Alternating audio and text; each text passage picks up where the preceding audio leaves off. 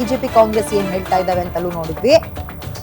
ಈಗ ಸುಹಾಸ ಶೆಟ್ಟಿ ಕೊಲೆ ಹಿಂದೆ ಮುಸ್ಲಿಮರ ಕೈವಾಡ ಇಲ್ಲ. ಸುಖ ಸುಮ್ಮನೆ ಎಲ್ಲದಕ್ಕೂ ಧರ್ಮದ ಲೇಪನವನ್ನ ಹಚ್ಚೋದು ಸರಿಯಲ್ಲ.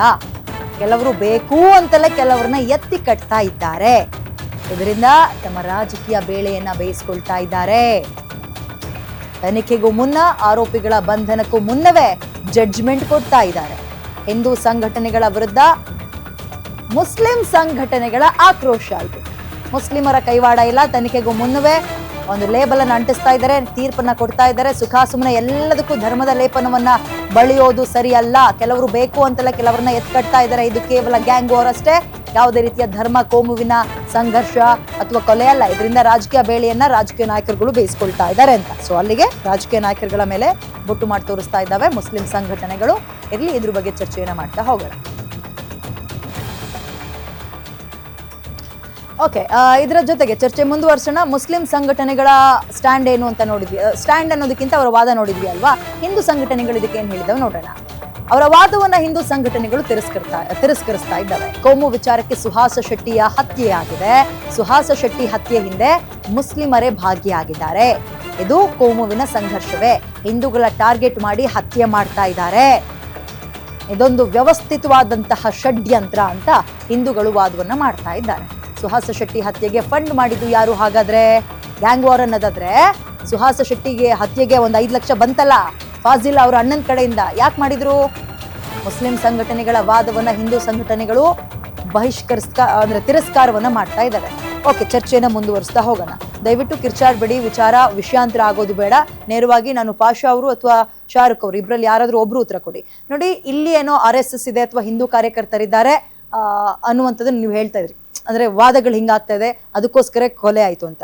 ನನ್ಗೊಂದು ಉತ್ತರ ಕೊಡಿ. ಇಡೀ ಪ್ರಪಂಚದಾದ್ಯಂತ ತಗೊಳ್ಳೋಣ, ನಿಮ್ಮ ಧರ್ಮದವರಿಗೆ ಕಿರಿಕಿರಿ ಆಗ್ತಾ ಇರೋದು ಎಲ್ಲಿ? ಪಕ್ಕದಲ್ಲಿರೋರ ಹತ್ರ ಹೊಂದ್ಕೊಳ್ಳೋಕೋ ಅಥವಾ ಸಿದ್ಧಾಂತಗಳು ಕಿರಿಕಿರಿ ಅಂದ್ರೆ ಇಲ್ಲ RSS ಇದೆ, ನಮ್ಮ ದೇಶದಲ್ಲಿ RSS ಇದೆ, ಹಿಂದೂ ಇದ್ದಾರೆ, ಸರಿ. ಶ್ರೀಲಂಕಾದಲ್ಲಿ ಏನಾಗ್ತಾ ಇದೆ, ಮ್ಯಾನ್ಮಾರ್ ಅಲ್ಲಿ ಏನಾಗ್ತಾ ಇದೆ, ಅಲ್ಲೂ ಕಿತ್ತಾಟ ಮಾಡ್ಕೊಳ್ತೀರಿ. ಎಲ್ಲೂ ಹೊಂದ್ಕೊಂಡು ಹೋಗುವಂತಹ ಗುಣವೇ ಇಲ್ವಾ? ಹಾಗಾದ್ರೆ ಯಾಕೆ ಧರ್ಮದಲ್ಲಿ ಹಿಂಗಾಗ್ತಾ ಇದೆ?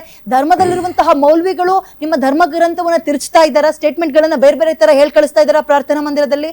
ಎಲ್ಲೂ ಹೊಂದ್ಕೊಂಡೇ ಹೋಗಲ್ವಲ್ಲ ನೀವು?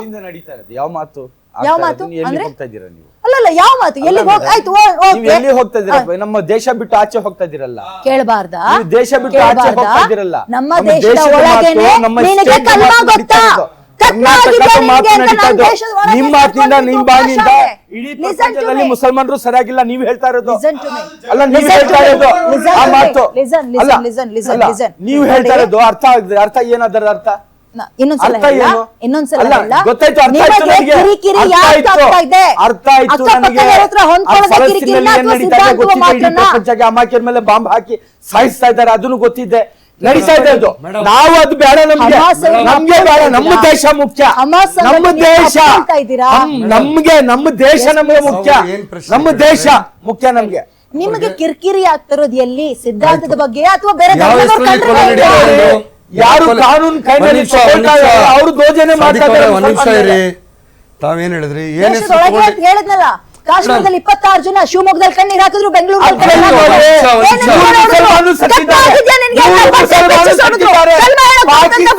ಯುದ್ಧ ಆದ್ರೆ ಫಸ್ಟ್ ಪ್ರಾಣ ನಾವು ಕೊಡ್ತೀವಿ, ಫಸ್ಟ್ ನಾವು ಇರ್ತೀವಿ. ಹೇಳಿ ಮೋದಿ ಅವ್ರಿಗೆ, ಒಂದೊಂದು ಮುಸಲ್ಮಾನಿಗೆ ಒಂದು ಮನೆಯಿಂದ ಕರ್ಕೊಳ್ಳಿ, ನಾವು ಬರ್ತೀವಿ ಯುದ್ಧ ಮಾಡಕ್ಕೆ. ನಾವು ತಯಾರಾಗಿದ್ದೀವಿ. ಅಲ್ಲಿ ಸತ್ಯ ಮೂರು ಮುಸಲ್ಮಾನ್ ಫೈಟ್ ಮಾಡ್ಬಿಟ್ಟು 40 ಹಿಂದೂಗಳಿಗೆ ಪ್ರಾಣ ಕಾಪಾಡಿದ್ದಾರೆ. ಒಂದ್ ನಿಮಿಷ ನಾನು ನಿಮ್ ಕೇಳ್ತಾ ಇರೋ ಪ್ರಶ್ನೆಗೆ ಉತ್ತರ ಕೊಡಿ. ತಾವೇನ್ ಹೇಳಿದ್ರಿ? ಒಂದ್ ನಿಮಿಷ ನೋಡಿ, ದಯವಿಟ್ಟು ಒಂದ್ ನಿಮಿಷ ಹೇಳ್ತೀನಿ. ನೀವೇನ್ ಹೇಳಿದ್ರಿ? ಕಲ್ಮ ಓದಿ ಅಂತ ಹೇಳಿ ನೀವು ಕೊಲೆ ಮಾಡಿದ್ರು ಅಂತ ನೀವು ಹೇಳಿದ್ರಲ್ಲ. ಒಂದ್ ನಿಮಿಷ, ಒಂದು ಪ್ರಶ್ನೆ. ಜೈ ಶ್ರೀರಾಮ್ ಅಂತ ಹೇಳಿ ಅಂತ ಹೇಳ್ಬಿಟ್ಟು ಕೊಲೆ ಮಾಡಿರೋರ್ ಬಗ್ಗೆ ನೀವು ಮಾತಾಡಲ್ವಾ? ಎಷ್ಟು ಬೇಕು? ಜೈ ಶ್ರೀರಾಮ್ ಅಂತ ಹೊಡೆದಿದ್ದು, ಕೊಲೆ ಮಾಡಿದ್ದು,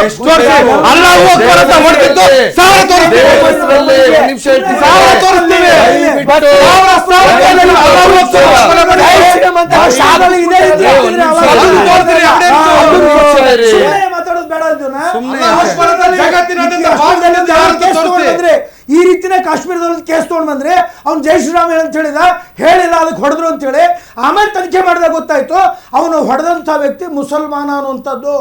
ಮೊನ್ನೆ ಅಯೋಧ್ಯೆ ಒಳಗೆ ನಿಮಿಷ ಕೇಳಿ ಒಂದು ನಿಮಿಷ ದಾಖಲೆ ಸಮೇತ ಹೇಳ್ತಾ ಇದ್ರಿ ಕೇಳಿ.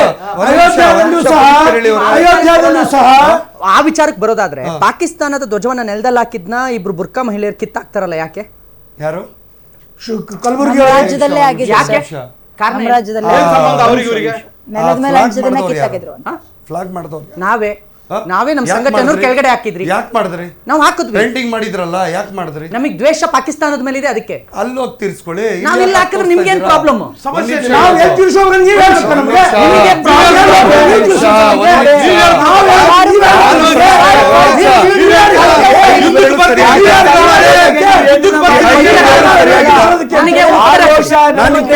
ಉತ್ತರ ಕೊಡ್ತಾ ಇದ್ದೀನಿ. ಈ 5 ಬೆರಳು ಸರಿಯಾಗಿದ? ಅಲ್ಲ, ಸರಿ ಪ್ರಶ್ನೆ. ನೀವು ಸರಿ ಕಾರಣ ಏನು? 5 ಬೆರಳು ಸರಿ ಇಲ್ಲ ಅಂತ ಯಾಕೆ?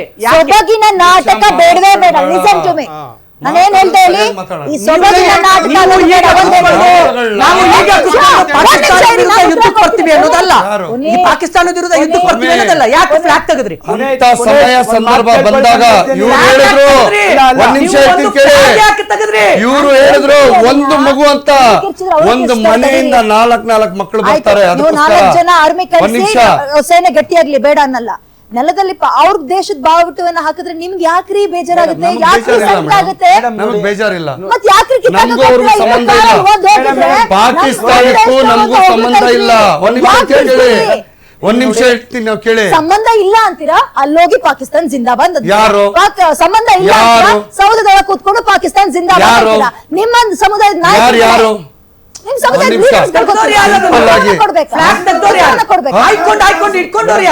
ಒಬ್ರು ತುಳಿಲಿಲ್ಲ, ಒಬ್ಬ ಮುಸಲ್ಮಾನ ಫ್ಲಾಗ್ ತುಳಿಲಿಲ್ಲ. ಹೌದಾ? ಅಂದ್ರೆ ಮುಸಲ್ಮಾನ ಹಿಂದೂ ಅಂತ ನಾನು ನೋಡಲ್ಲ. ಅಲ್ಲಿ ಒಂದ್ ನಿಮಿಷ, ಮುಸಲ್ಮಾನ ಹಿಂದೂ ಅಂತ ನಾನು ನೋಡಲ್ಲ. ಸೋಷಿಯಲ್ ಮೀಡಿಯಲ್ಲೇ ನಡೀತಾ ಇರುವ ವಿಡಿಯೋನ ನಾನು ನೋಡಿದ್ದೀನಿ. ಪ್ರತಿಯೊಬ್ರು ಕೆಲವರು ಏನ್ ಮಾಡಿದ್ರು ಅದ್ರ ಮೇಲೆನೆ ಹೆಜ್ಜೆಗಳನ್ನ ಇಟ್ಕೊಂಡು ತಪ್ಪೇನು? ಆಕ್ರೋಶವನ್ನ ಈಗ ತೀರಿಸಿದ್ರು ತಪ್ಪೇನು? ಆಯ್ತು,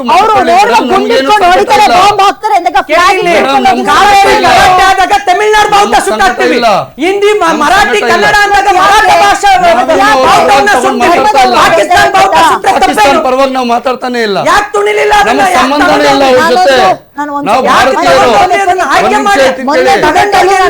ಭಾರತೀಯರು. ಒಂದ್ ನಿಮಿಷ ಹೇಳ್ತೀನಿ, ನನ್ನ ಭಾರತ ದೇಶಕ್ಕೆ ನಾನು ಏನೆಲ್ಲ ಮಾಡ್ಬೇಕು ಇಲ್ಲ ಅಂತ ಹೇಳ್ತಿಲ್ಲ. ಮೊನ್ನೆಯೂ ಡಿಬೇಟ್ ಅಲ್ಲಿ ಒಂದು ಉತ್ತರವನ್ನ ಕೊಟ್ಟೆ. ಏನಂತ, ನಿಮ್ದೊಂದ್ ರೀತಿ ಹತ್ತಿ ಹಣ್ಣಿನ ರೀತಿಯಲ್ಲಿ ವಾದ.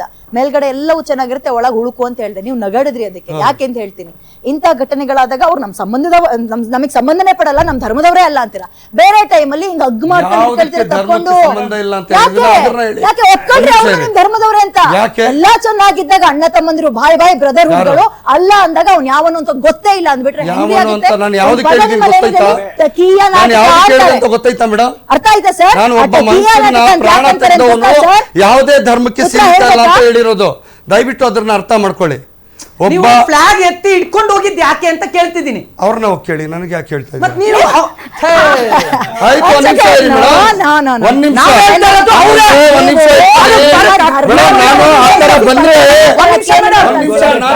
ಬಂದ್ರೆ ಬೇರೆ ರೀತಿ ಹೋಗುತ್ತೆ.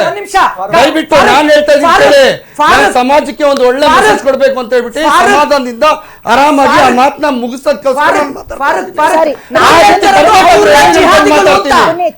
ಇರೋದು ಅವರೇ ಜಿಹಾದಿಗಳು ಅಂತ. ನೀವೇ ಕೋಟ್ ಮಾಡ್ತೀರಿ. ಆಯ್ತು, ನಾನು ಅವ್ರ ಬಗ್ಗೆ ಕೋಟ್ ಮಾಡ್ತಾ ಇದ್ದೀನಿ. ನಾನು ಎಲ್ಲ ಹೇಳ್ತಾ ಇದ್ದೀನಿ, ಒಪ್ಕೊಳ್ಳಿ, ಅವ್ರು ಜಿಹಾದಿಗಳು. ಅವ್ರು ಜಿಹಾದಿ ಇರ್ಬೋದು. ಕೇಳ್ತೀರಾ? ಯಾರು ಫ್ಲಾಗ್ ಎತ್ತಿದ್ರು ಅವ್ರು ಜಿಹಾದಿಗಳು. ಒಪ್ಕೊಳ್ಳಿ. ಒಂದ್ ನಿಮಿಷ, ನೀವ್ ಯಾಕೆ ಬರ್ತೀರಿ? ಒಂದ್ ನಿಮಿಷ, ನಾನೆಲ್ಲ ಅಡ್ಡ ಬಂದಿದ್ದೀನಿ. ನಾವು ಅವ್ರ ವಿರುದ್ಧ ಹೋರಾಟ ಮಾಡ್ತೀವಿ. ಮಾಡಿ, ನಾವು ಅವ್ರ ವಿರುದ್ಧ ಹೋರಾಟ ಮಾಡ್ತೀವಿ. ಅವರೇ ಹಿಂದೂಸ್ತಾನದಲ್ಲಿ ಅನ್ನ ತಿಂದಿರ್ತಕ್ಕಂಥ ಜಿಹಾದಿಗಳವರು. ಭಾರತದ ಧ್ವಜವನ್ನ ಬಿಟ್ಟು ಪಾಕಿಸ್ತಾನದ ಧ್ವಜವನ್ನ ಬ್ಯಾಗಿಗೆ ಹಾಕೊಂಡು ಹೋಗ್ತಾರೆ. ಯಾರು? ಅವರೇ. ಅವ್ರು ಹಾಕೊಂಡೋದ್ರಲ್ಲ. ಹೌದು, ಆಯ್ತಲ್ಲ. ಒಂದು ಹೆಜ್ಜೆ ಅದ್ರ ಮೇಲೆ ಇಡ್ಲಿಲ್ಲ. ಇನ್ನೊಂದು ಇಂಡಿಯಾ ಪಾಕಿಸ್ತಾನ ಅಂತ ಹೇಳ್ತಿರಲ್ಲ, ಮೊನ್ನೆ ಒಬ್ಬ ಸುನಿಲ್ ಕುಮಾರ್ ಅಂತ ನಮ್ಮ ಆರ್ಮಿ ಇದು ಸೀಕ್ರೆಟ್ ಎಲ್ಲ ಪಾಕಿಸ್ತಾನ ಕೊಟ್ಟಲ್ಲ, ಅವ್ರ ಮಾತು ಯಾಕೆ ಬರಲ್ಲ? ಯಾವ ಸುನಿಲ್? ಏನು ವಿಚಾರ?